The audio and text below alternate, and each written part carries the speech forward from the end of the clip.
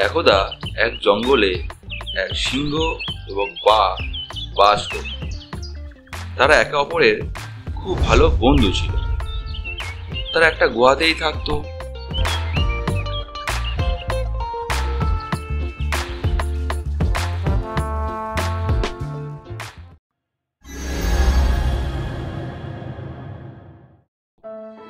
একদিন সিংহ এবং বাঘের মধ্যে খুব তর্ক শুরু হলো।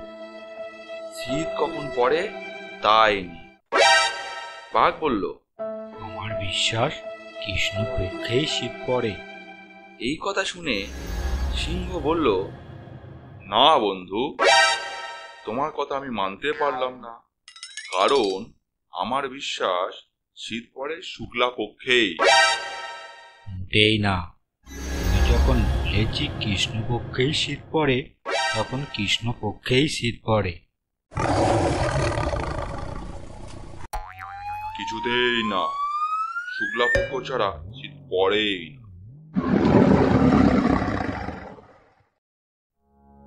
এইভাবে তর্ক করতে করতে দুই বন্ধু উত্তেজিত হয়ে পড়ল। এই বুঝি ওদের মধ্যে লড়াই শুরু হয়। ঠিক এমন অবস্থা তখনই ওই রাস্তা দিয়ে এক শিয়াল যাচ্ছে। তাদের মধ্যে এই কাণ্ড দেখে শিয়াল এগিয়ে এসে জিজ্ঞাসা করলো,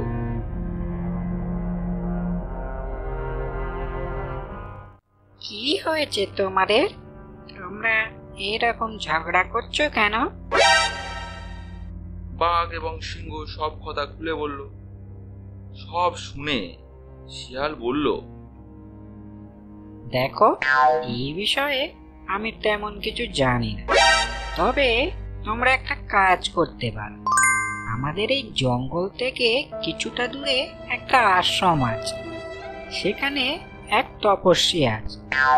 তোমরা তাকে গিয়ে জিজ্ঞেস করতে পারো, হয়তো এর সঠিক উত্তর তিনিই দিতে পারবে। তখন বাঘ ও সিংহ ওই আশ্রমের উদ্দেশ্যে রওনা।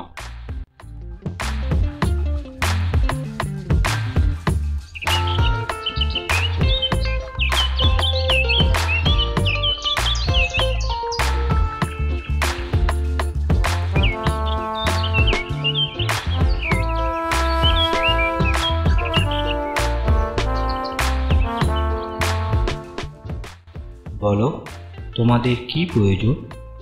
তোমরা এখানে কেন এসেছো?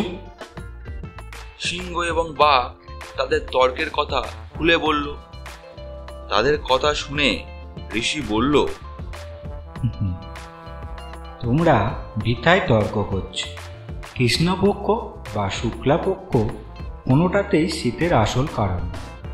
যে কোনো পক্ষেই শীত পড়তে পারে।